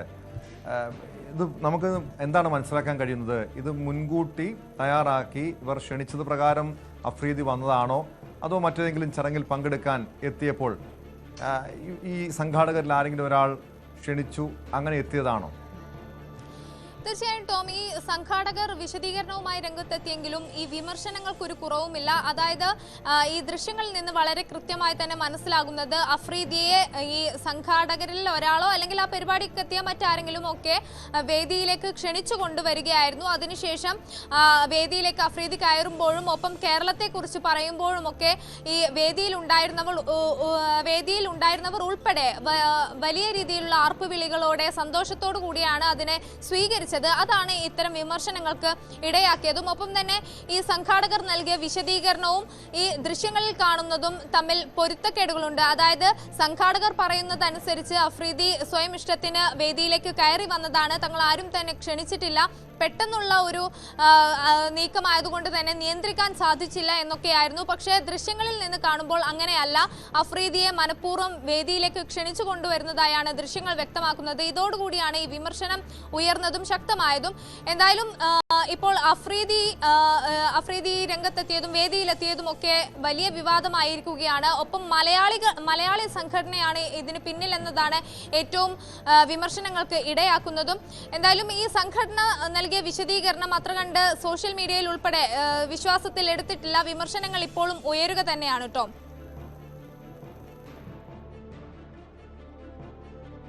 വ്യക്തമാണ്. ആയിഷത്തുൽ ഷംനയാണ് വിവരങ്ങൾ നൽകിയത്. എന്തായാലും നമ്മൾ സ്വയം ചിന്തിക്കണം, ഇതാണോ നമ്മുടെ രാജ്യസ്നേഹം? ഇനി പാകിസ്ഥാനിലായിരുന്നു ഇങ്ങനെയെങ്കിൽ ഒരു ഇന്ത്യക്കാരൻ അവർ ഈ രീതിയിൽ സ്വീകരണം നൽകുമായിരുന്നോ എന്ന ഒരു തിരിച്ചറിവാണ് നമ്മൾ മലയാളികൾക്ക് വേണ്ടത്. കാസർഗോഡ് ചന്തേരയിൽ വൻ കവർച്ച. വീട്ടിൽ നിന്ന് 22 പവൻ സ്വർണ്ണാഭരണങ്ങൾ മോഷണം പോയി. ചന്തേരയിലെ സിദ്ദിഖ് ഹാജിയുടെ വീട്ടിലാണ് മോഷണം നടന്നത്. വീട്ടുകാർ പെരുന്നാളിന് വസ്ത്രങ്ങൾ വാങ്ങാനായി പയ്യന്നൂരിൽ പോയിരുന്ന സമയത്താണ് കവർച്ച നടന്നതെന്നാണ് വിവരം. KV ബൈജു ചേരുന്ന വിവരങ്ങളുമായി. ബൈജു, ഈ കാസർഗോഡ് പ്രത്യേകിച്ച് ചന്തേര മേഖലകളിൽ പലപ്പോഴും ഈ കവർച്ച സംഭവങ്ങൾ ഉണ്ടാകാറുണ്ട്. പതിവായി കവർച്ച പരമ്പരകൾ നടക്കുന്ന സ്ഥലങ്ങളിൽ ഒന്നുകൂടിയാണിത്. ഇത് 22 പവൻ സ്വർണം നഷ്ടപ്പെട്ടിട്ടുണ്ട്. മറ്റ് ഏതെങ്കിലും സ്ഥലങ്ങളിൽ ഈ സമീപത്തുള്ള ഏതെങ്കിലും വീടുകളിൽ കവർച്ചയോ കവർച്ചാശ്രമമോ നടന്നിട്ടുണ്ടോ? ടോമെ, കഴിഞ്ഞ ഏതാനും ദിവസങ്ങൾക്ക് മുൻപാണ് നമ്മൾ ഇത്തരത്തിൽ തൃക്കരിപ്പൂറും പ്രദേശത്തും ഇത്തരത്തിൽ കവർച്ച പരമ്പര റിപ്പോർട്ട് ചെയ്തത്. ഇപ്പോൾ ചെറിയൊരു ഇടവേളയ്ക്ക് ശേഷം ഇപ്പോൾ വീണ്ടും ഇത്തരത്തിൽ കവർച്ച നടന്നു. ഇതിൽ പ്രധാനമായും ഇന്നലെയൊക്കെ നല്ല മഴയായിരുന്നു. ഈ കാലവർഷം കൃത്യമായി മുതലാക്കിയാണ് ഈ മോഷണം എന്ന് കരുതേണ്ടി വരും. 22 പവൻ സ്വർണ്ണാഭരണങ്ങളാണ് ഇത്തരത്തിൽ മോഷണം പോയത്. അത് ഇന്നലെ 3:30ക്കും രാത്രി 10 മണിക്കും ഇടയിൽ ഈ കവർച്ച നടന്നു എന്നാണ് നിഗമനം. കാരണം ഇവർ ഈ പെരുന്നാളിന് വസ്ത്രങ്ങൾ എടുക്കാൻ വേണ്ടി ഒരു വീട് പൂട്ടി പോയ സമയത്തായിരുന്നു ഇത്തരത്തിൽ കവർച്ച നടന്നത്. മുൻവശത്തെ വാതിൽ തകർത്ത് ആണ് ഈ മോഷ്ടാക്കൾ വീടിനകത്ത് കയറിയതും. മാത്രമല്ല ഈ അലമാരയിൽ ഉണ്ടായിരുന്ന കൃത്യമായി ഈ വീടുമായി അറിയുന്നവരായിരിക്കാം ഈ കവർച്ച നടത്തിയതൊരു നിഗമനം പോലീസ് പങ്കുവെക്കുന്നുണ്ട്. ഏതായാലും പ്രതികളെയൊന്നും ഇതുവരെ പിടികൂടിയിട്ടില്ല. പോലീസ് അന്വേഷണം ഊർജിതമാക്കിയിട്ടുണ്ട്. പരിസര പ്രദേശങ്ങളിൽ മറ്റ് കവർച്ചകൾ നടന്നതായൊന്നും റിപ്പോർട്ട് ചെയ്യപ്പെട്ടിട്ടില്ല. സാധാരണ 3-4 വീടുകളിൽ ഒരേ സമയം കവർച്ച നടന്ന ഒരു രീതിയാണ് നമ്മൾ തൃക്കരിപ്പൂരിൽ കഴിഞ്ഞ പ്രാവശ്യം ഒക്കെ കണ്ടത്. ഏതായാലും ഒരു ഇടവേളയ്ക്ക് ശേഷമാണ് വീണ്ടും ഈ തൃക്കരിപ്പൂർ പരിസര പ്രദേശങ്ങളിൽ ഇത്തരത്തിൽ കവർച്ച നടക്കുന്നത്. നേരത്തെ മഞ്ചേശ്വരത്തൊക്കെ ഇത്തരത്തിൽ നിരവധി കവർച്ച നമ്മൾ റിപ്പോർട്ട് ചെയ്തതാണ്. എന്നാലും ഈ മഴ കൃത്യമായി കാലവർഷം കണക്കാക്കിയാണ് ഈ കവർച്ച പ്ലാൻ ചെയ്തതെന്നാണ് പോലീസ് പറയുന്നത്. അത് മാത്രമല്ല വീടുമായി കൃത്യമായി പരിചയമുള്ള ആളായിരിക്കാം ഈ കവർച്ച നടത്തിയെന്നും പറയുന്നുണ്ട്. പോലീസ് അന്വേഷണം ഊർജിതമാക്കിയിട്ടുണ്ട്. ചന്തേര പോലീസാണ് ഇത് സംബന്ധിച്ച് അന്വേഷണം നടത്തുന്നത്. എന്തായാലും അത് മാത്രമല്ല ഇനി വരും ദിവസങ്ങളിലും ഇപ്പോഴും മഴ ഉള്ള ഒരു സാഹചര്യമുണ്ട്. ഇനി കൂടുതൽ ഇത്തരത്തിലുള്ള സംഭവങ്ങൾ റിപ്പോർട്ട് ചെയ്യാൻ സാധ്യതയുള്ളതുകൊണ്ട് പോലീസ് ജാഗ്രത പുലർത്തുന്നുണ്ട്. ഏതായാലും ഈ സംഭവത്തിൽ പ്രതികളെ പിടികൂടാൻ പോലീസ് അന്വേഷണം ഊർജിതമാക്കിയിട്ടുണ്ട്. CCTV ദൃശ്യങ്ങൾ ഉൾപ്പെടെ പരിസര പ്രദേശങ്ങളിലെ ഒക്കെ CCTV ദൃശ്യങ്ങൾ പോലീസ് ശേഖരിച്ചിട്ടുണ്ട്. ഉടൻ പിടിയിടുമെന്നാണ് പോലീസ് പറയുന്നത്. വ്യക്തമാണ്. കാസർഗോഡ് നിന്ന് KV ബൈജുവാണ് വിവരങ്ങൾ നൽകിയത്. CCTV ദൃശ്യങ്ങൾ ഉൾപ്പെടെ കേന്ദ്രീകരിച്ചാണ് പോലീസിന്റെ അന്വേഷണം. മഴക്കാലമാണ്, കള്ളന്മാർ നാട്ടിൽ കറങ്ങി നടക്കുന്നുണ്ട്, ജനങ്ങൾ ജാഗ്രത പാലിക്കണമെന്നാണ് പോലീസ് നൽകുന്ന നിർദ്ദേശം. പൂർണ്ണമാകുന്നു. നമസ്കാരം.